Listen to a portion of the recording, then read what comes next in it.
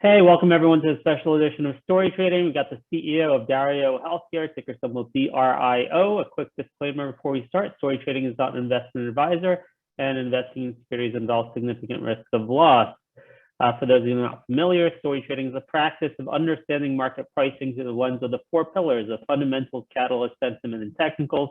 We collaborate now in our WhatsApp and Zoom rooms, and we have an app in beta development right now. It's a place to discover, collaborate, and validate market-moving information. Please make sure to go to our website and sign up for access to that beta app as it becomes available. Dario, DRIO, is a VIP pick. It's one of the few I've actually ever presented myself to the community. I presented that way back on August 2nd, 2020. It's up 34% to date. At the peak, it was up 157%.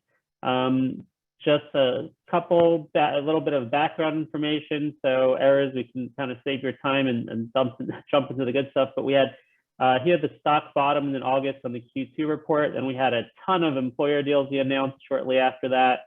Then we had our first national insurer deal, which caused the stock to gap up. Then we just had the Q3 report last week, followed by two additional employer deals. So that's the background there. I'm going to stop my share and invite you, Erez, back to the Story Trading community. How you doing? Good. How are you? Thanks for inviting me, and thanks for everyone for joining the call. Great. Yeah, our community is very familiar with Dario. Most of us are up to speed on everything. If there are any opening comments, you're welcome to do that, but I got a number of questions. Let's shoot.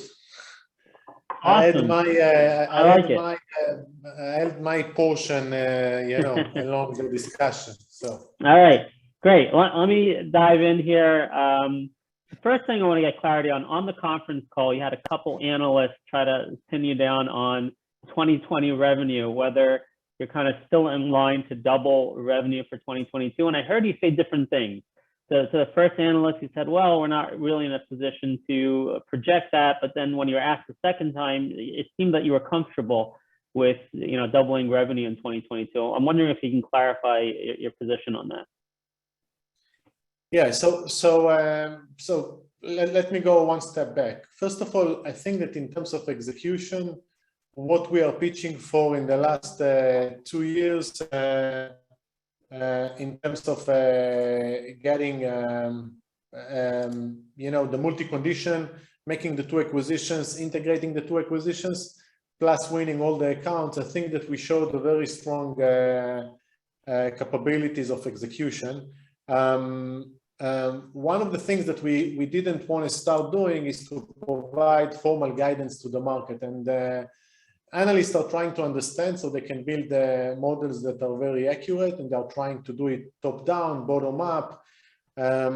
So we didn't feel that we are in a place where we are can predict in a very accurate way the growth. At the same time, we are very bullish about our ability to grow, because if you're going to count in all the accounts that we signed on, including the National Health Plan, so in a full kind of a ramp up, this is something that put us in a very comfortable place with regards to the analyst consensus. So the answer is yes, we feel comfortable, but at the same time, we are not in a place to put guidance. We think that we are signing on accounts, and by the end of the year, I think that I gave also on the call somewhere between 6 to 12 accounts or 5 to 10 accounts that we're going to sign between now to the end of the week. Day later, we announced on another 2 deals. So I think that in between what we have signed to what's going to be signed by the end of the year, I think that analysts should be comfortable that we can exceed the consensus that they have out there, which is doubling the revenue. Exceed the consensus. I like that. So, no, last time I talked to you, we talked, a long time. We've been waiting for that insurer deal, and that the first one came about a few weeks ago, I believe. And at the time, it seemed to me we needed that insurer deal just to meet analyst expectations, and you would need a second insurer deal after that to be able to exceed analyst expectations. Is that still where we're at, or we've had a ton of employer deals. I'm wondering if Yeah, so I'm wondering if the so employer deals just wondering if the employer deals are beating your internal expectations. I didn't expect this many. So, yeah.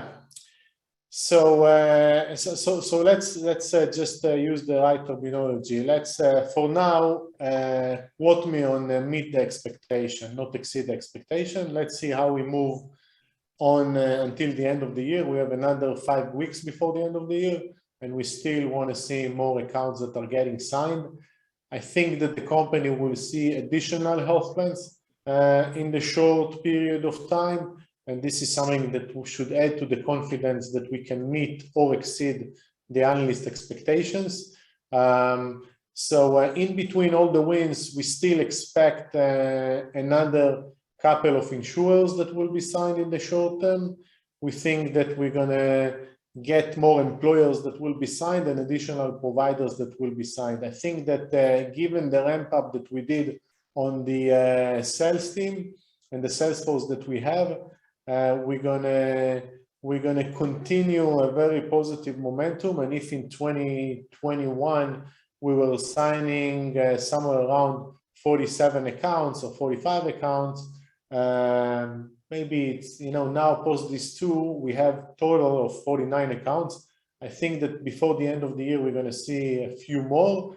And next year, we're going to see a number of accounts that are higher than 50 a year. We're going to see something that is closer to 70, 80 accounts that will be signed along the year, which is something that will build the momentum also into 2023. Just to remind you, whatever we sign now, we don't still see in the numbers. Most of it will appear in Q1. Whatever we're going to sign between now until the end of the year will also start to be reflected in the revenues of Q1 and Q2 of next year. And some of the accounts that we are signing on, actually a lot of them are off cycle. So in a lot of cases, for example, if we're going to win a health plan in January of Q1, you're going to see the revenue of this health plan in next year. This is a long way to say that all the accounts that we signed is something that should build the confidence that we can meet the analyst expectation, plus additional accounts that we're going to sign that can put us in a place that we can also exceed the expectations. But I want to give it another 2 months to see that we are signing on more accounts, that we are signing on more health plans, and then we'll be more and more confident that we can be more aggressive than the consensus that we see today. Well, I think you're getting a lot of credibility back. Your stock took a hit over the summer when we were waiting for that insurer deal to happen. And now with these, just nonstop drumbeat of deals coming through, I think your credibility is back. And I think your stock is starting to separate itself from the price action of Teladoc. I've noticed, over the past 18 months, you very much trade in line with Teladoc, but Teladoc is just crashing lately. I mean, On Track has just died, and you guys are holding up, and you've been on an upturn the last month or so because of all these deals that have been signed. So given that your credibility is back, I wonder now, lessons learned with that one insurer. Now you're promising 2 more insurers, right? How do you feel about those 2 additional insurers? Are those definitely going to come through for us? It's just a matter of timing? Yeah, so it's a very good point, Ben, that you're asking about the credibility and so on. When you're building a business, and as someone that have his own business, you have your own plan and you know how you're going to build it, okay? The perception in the market is changing around the business, but we have our own internal plans and we know exactly how we are executing. So I don't know if you've seen too many companies that did whatever we did in the last 18 months in terms of transforming a whole business, making 2 acquisitions, integrating them, winning so many accounts. I think that we have a very strong execution capabilities. And yes, maybe the promise and to be more concrete on the timing of the health plan was not the right move from our perspective. We saw it getting done, but logistics issues delayed it. and I'm aware to the fact that we lost some credibility on that one, but I invite investors to look on the overall picture and to zoom out and to see a company that is operating in a space that is being created, and also operating in a very strong execution capabilities. I think that investors are missed. I mean, they put Teladoc, American Well, ShareCare, all the virtual health companies in the same category of Livongo, Dario, Omada, and I think that we are not in the same category. I think that there is a very big difference between telemedicine. That telemedicine is talking about the digitalization of health from the doctor perspective. They are scaling up the doctor's capabilities. What we are trying to do in digital therapeutics, providing a consumer-centric solution, we are trying to scale up treatment from users. That's the reason why Teladoc acquired Livongo, and we think that this is the future of the digitalization of health. So I know that the other stocks are trending down. I think that we disconnected because of the performance, and I think that it's also because we are in a different category.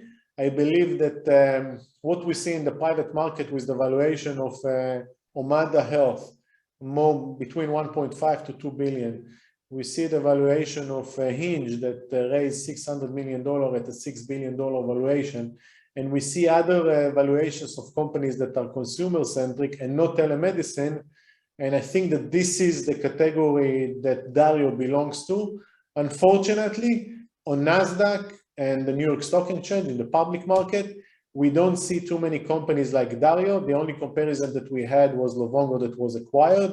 I think that we're going to see more IPOs in the future, and it will provide more references, and it will help investors and research analysts to understand the value of Dario. I think that Dario is one of the only companies in the market that brings the software as a service, what we are calling digital therapeutics as a service, into the market. This is a very strong business with very strong ARR, high margins, with very strong recurring revenue. And I think that we should be deserving to a different metric of valuation that in the next 2 years, we're going to develop together with the research analysts.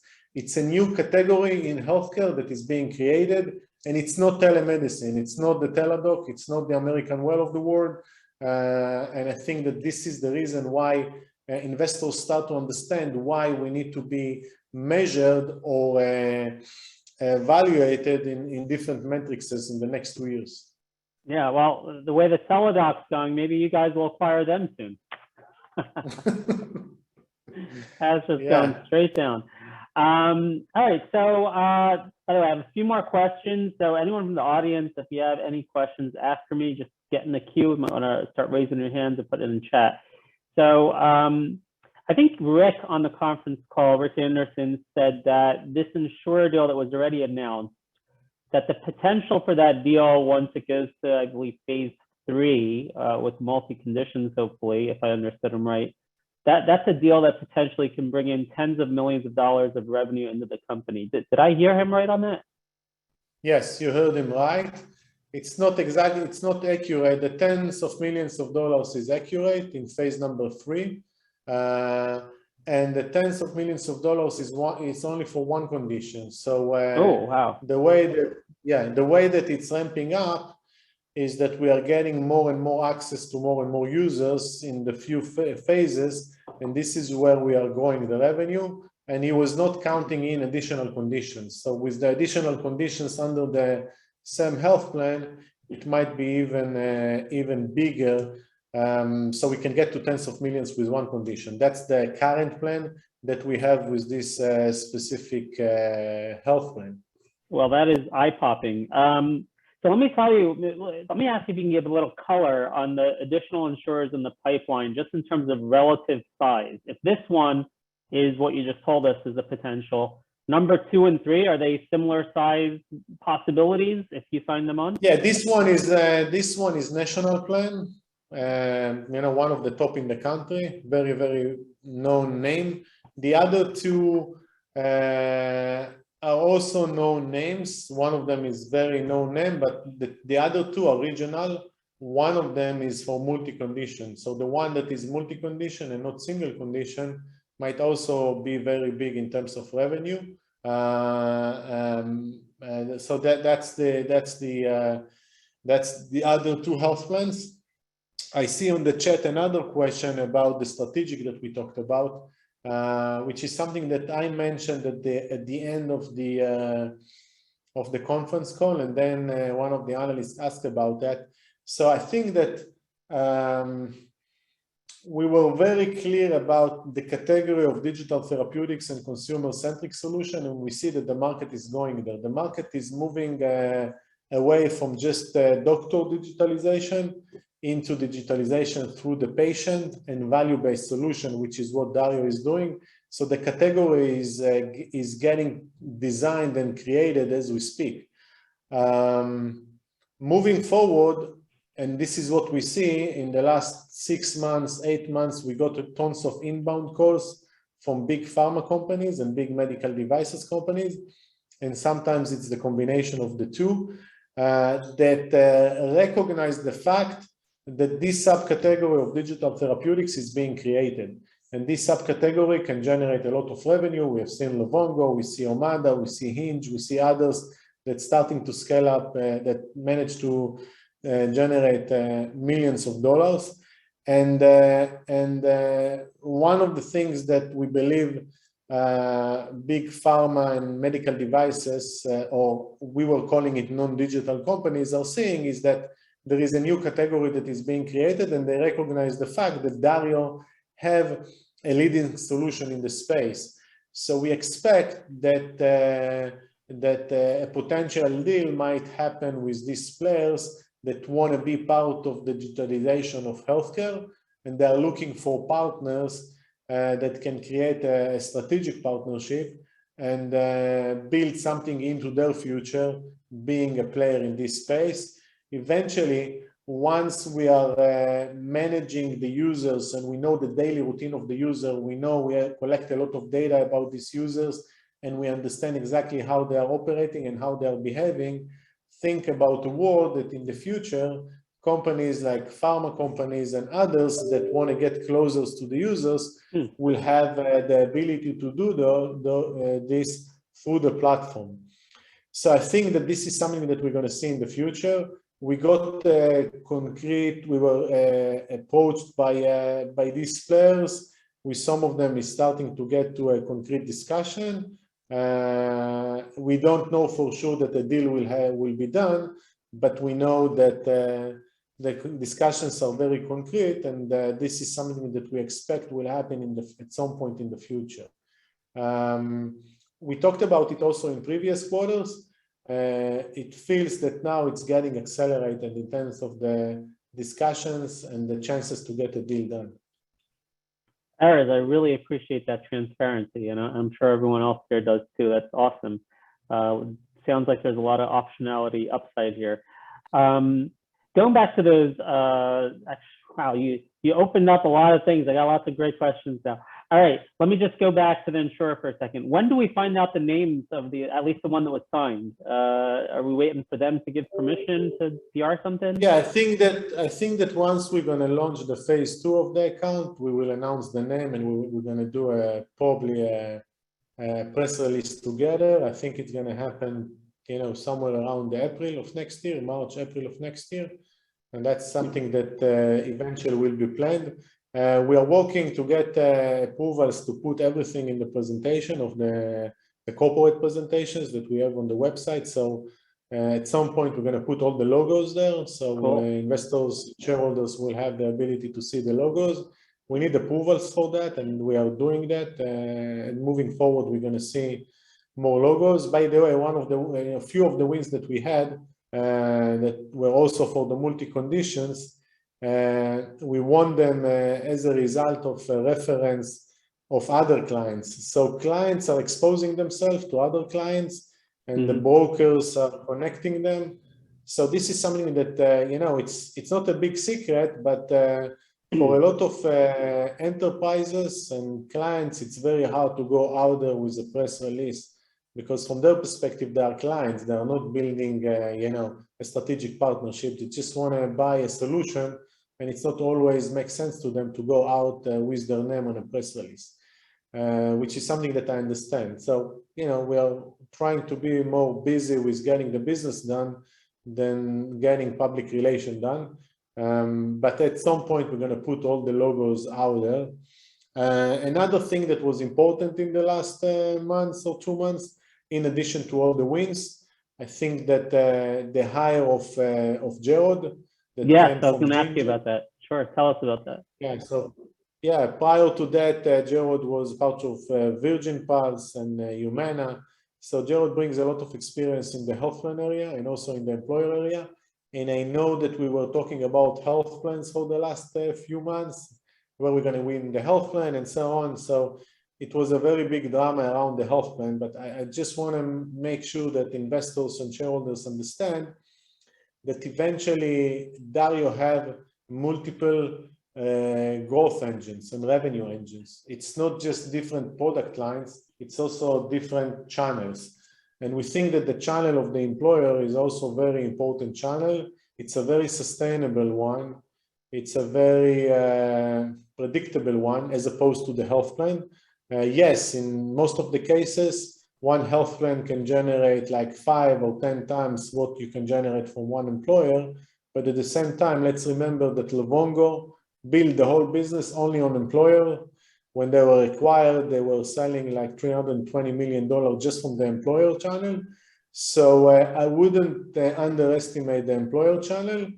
And the fact that Jared joined as a chief commercial officer, and Jared have the understanding of the health plan channel and also the employer channel, and in Ginger, the majority of the revenue was generated from the employer channel. So in other words, we are big believers in the employer channel, and this is something that is going to help us build a revenue that is growing in a sustainable way and help us be more predictable in terms of our ability to predict our revenues. And on top of that, we're going to have also the providers and the health plans, and the health plans might be huge and will be huge, but there will be kind of additional layer on a very stable growth that is going to come from the employer's channel, where we're going to put a lot of efforts on the employer channel. So if today you ask me how many sales representatives we have, how many of them are working on each channel, at the moment, the majority are focused on the employer channel because it's a channel that is working. It's a channel that we already sold the full suite. The full suite is something that makes sense to them. So I wouldn't underestimate this channel, and I'm sure that Jared is gonna grow it intensively. Right. So just to clarify the difference between what Rick is in sales, is Gerald who's managing all these new accounts and trying to monetize them and improve those relationships. Is that the differentiation here? Yeah. So Rick is the president of the company. So Rick is overseeing things from a commercial and operational things. Rick, all those that are doing the client success, marketing, everything reports to Rick. Jared, as a chief commercial officer, is overlook all the sales efforts. He's the one that will have to make sure that next year we're going to win much more accounts than this year, and we're going to accelerate the pace under which we are winning accounts. So Jared is very commercial driven and should get more health plans, more employers, and more providers. Rick is implementing them and getting them into the platform. All the client success, marketing, and the other operations are reporting to Rick. Other than that, I think that in the combination between Rick and Jared, we are much stronger, and the company is much stronger from a commercial perspective, and this is what we wanted to create. The R&D team that is based in India and Israel are providing the solutions, and all the rest is being managed from the States. All right, great. Well, you got a lot of growth now in the States with Rick and Gerald. Are you going to be opening an office or expanding the office for the operations team? I know you acquired one through the mental health company, right, in New York City? Yeah, so we have a current office in New York City, and we have employees that are operating from the New York City. We'll have to see in the future whether we want to expand it. At the moment, New York City and the virtual office works well for us. And moving forward, we'll have to make a decision whether we want to have another physical office. At the moment, that's not part of our plan. Okay, cool. Well, that dovetails into one of my final questions before we take any more from the audience.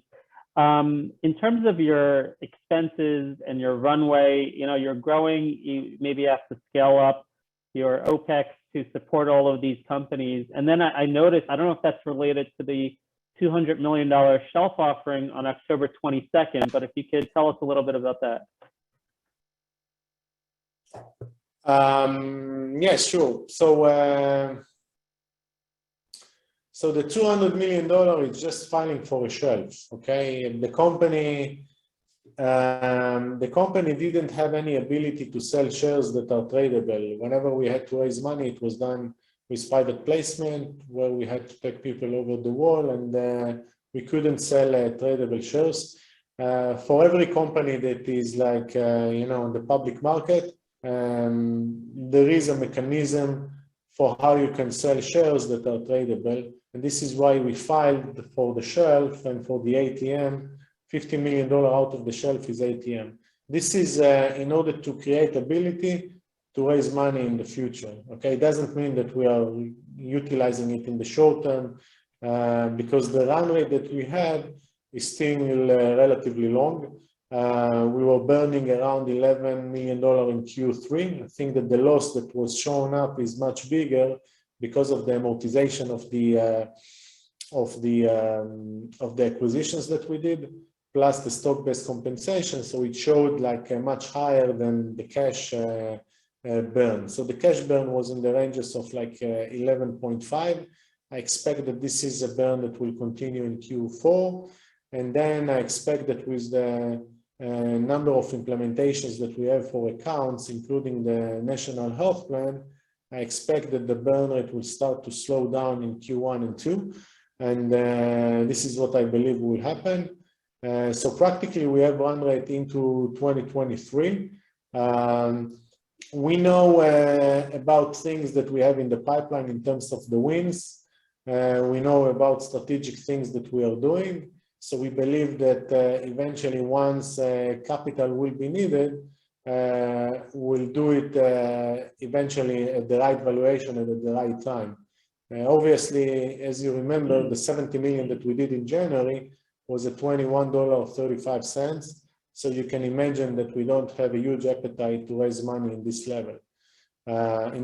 So given the news flow and what we have in the pipeline and what we are expecting to do also on the strategic side, we feel that we have, for now, we have the run rate, and we should wait and get more things done, and then to think about how we want to fund the company in the future. So we are not in a rush, and we are not, going to do something crazy right now. Great. And one of the things I always tell people that I love about your company is your ability to raise capital on really good terms.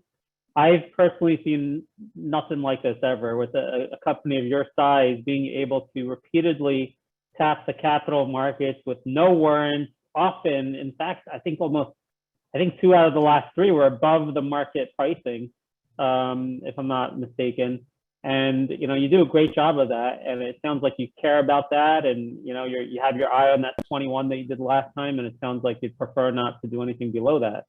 So good job on that. We appreciate that. Yeah. The last 2 deals were, as you said, no warrants at market or a bit above market, and I think that we did a good job there. And this is what we expect, that will happen in the future. We care about the cap table, so we don't want to kill it and over dilute the company. It's not needed. So let's see how we're gonna play it in the future with the few opportunities that we have. Okay, great. Do you have? I'm done with my prepared questions. I can make up a few more based on what you told me. Do you have time for a couple more, or you got to get going? Yeah, feel free to ask more questions. All right, awesome. Well, what I want to ask is a little bit on the product side. We talked a lot about the business, but I don't have full clarity yet on two things. You know, you guys, your product team once did a demo for us, if you remember, on StoryTrading, and it was awesome. We really loved it. And last time we talked to you about the product, you had mentioned that although it's like one unified platform on the front end for the users, it's still going to be separate apps. And I'm wondering where we are with that now. It seems like, you know, that evolves a little bit over time. You're thinking of how you unify this platform. Can you talk a little bit about, when you talk about one platform, multi-condition, is that one app? Is that multiple apps? And just any color around that so people can understand from a consumer perspective, you know, what people are going to have in their hands. Yeah, sure. So when we think about multi-conditions and integration and what we are calling best of suite, first of all, you have the clinical aspect. You can integrate things from clinical aspect. If you are talking with someone that has diabetes and you think that he needs some mental support in order to deal with his diabetes, so even from technology standpoint, you're not going to do any integration. You can refer him to the mental solution that you have in order to help him thrive with diabetes.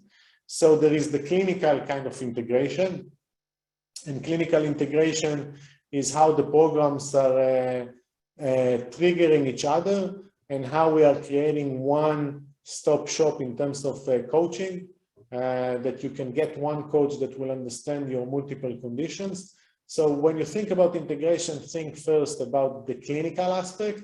Then if you're going to go one step below that, you have also the technology aspect, having data cross conditions, having what we are calling journey engine cross conditions. So if I'm sending you a message and I know that you are suffering from another condition, then I will send you this message with the right context because I understand your situation in a very comprehensive way. So integrating the backend is another aspect. And then you have the integration, or let's call it the one integrated experience. Here, we're still under the mindset that we should have separate applications. We have the ability to move from application to application. We have the ability to screen and understand other diseases from each of the applications.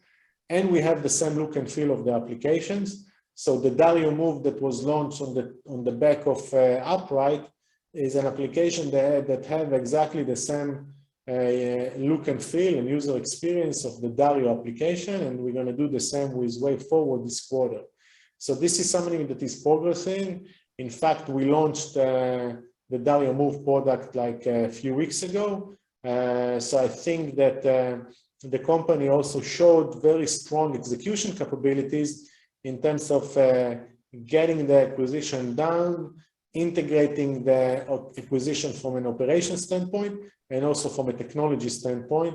And I think that this is something that is once done by the end of this year for the two companies, is freeing us up to think about the next components that we might want to have as part of our platform, and to be very aggressive in looking into other solutions that we can get our solution much more comprehensive and, you know, moving forward.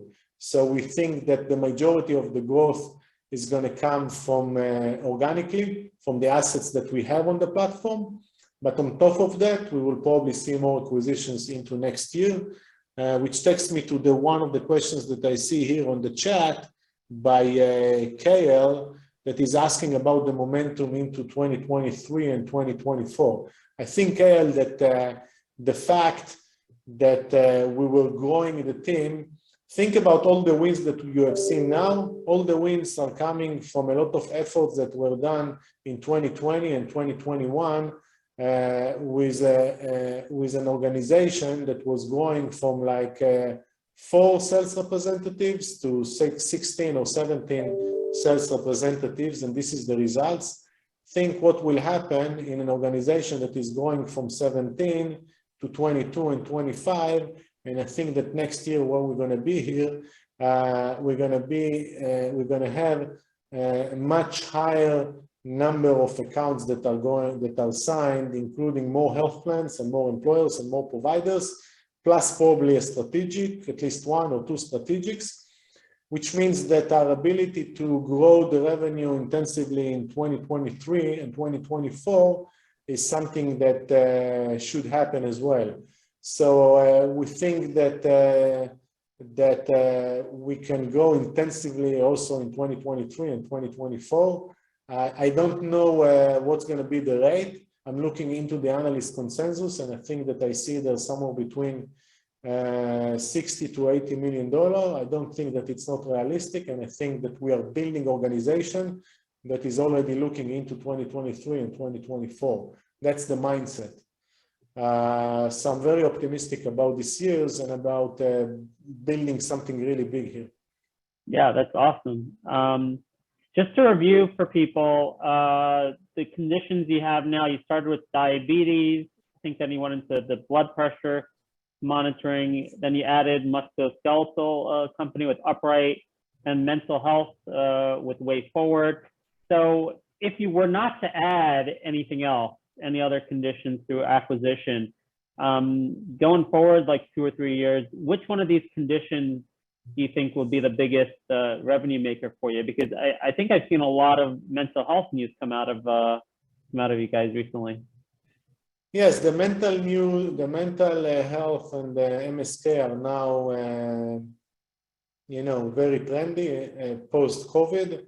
But at the same time, I think that, as we said on the call, we have in our pipeline like more than 80% are for the multi-condition. So I think that we're going to see more and more that are embarking on the full suite. That's the power of what we have built. The understanding that you cannot deal with on chronic condition in a silo way, and you need to refer to the user in a very comprehensive way, and what we are calling hyper-personalized. That's the key success factor. And we think that it's going to be very hard to differentiate between the revenues that are coming from all the conditions, because clients are going to buy the whole suite. This is what we think is going to happen.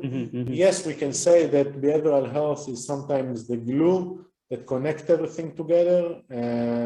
So it might be a trigger and a glue, but eventually we believe that we're going to see more and more that are embarking on the full suite. The strategy was that this is one of the things that are going to be a big advantages. And I think that the way that the pipeline is evolving and the recent wins that we had is giving a very important indication that the strategy that we articulated is the right strategy, and it starts to get into reality now.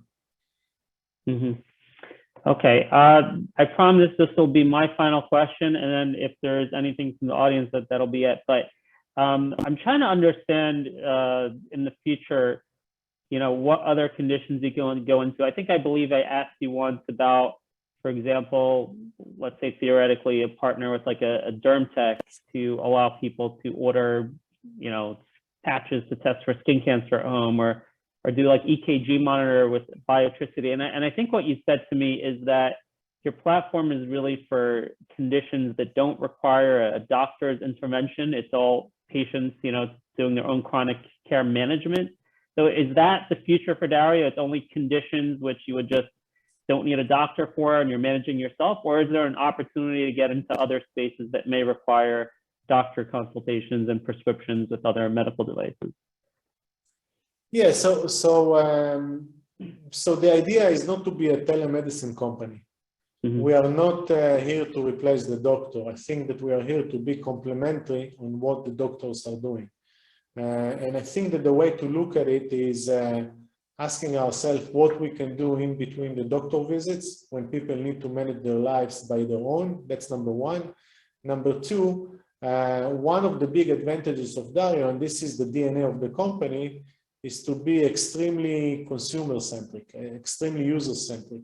If we can get a technology or something that have a very strong consumer capabilities that can help us move some of the responsibility to the users so they can thrive by their own in between the doctor visits, this is where we can add value. This is what we're going to do in the future. And we might expand more deeper into cardiovascular areas. And there are other areas that are falling under the category of solutions that we can make them be more consumer-centric.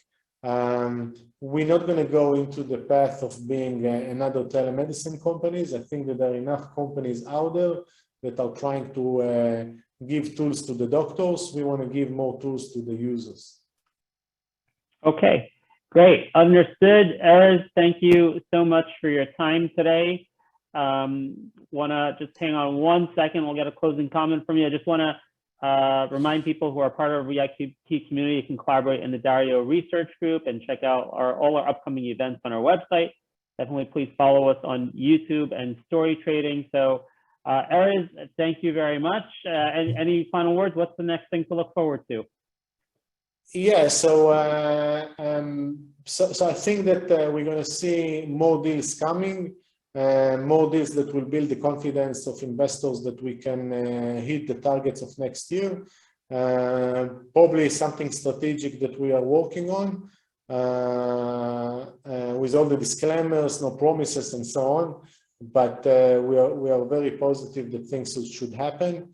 And I think that, I like the way that you guys are thinking about investment in terms of getting into something that have the fundamental capabilities to be something big, and we are building here a big business. So I know that there is ups and downs. The stock was at 4, went to 20, 30, and back to 16.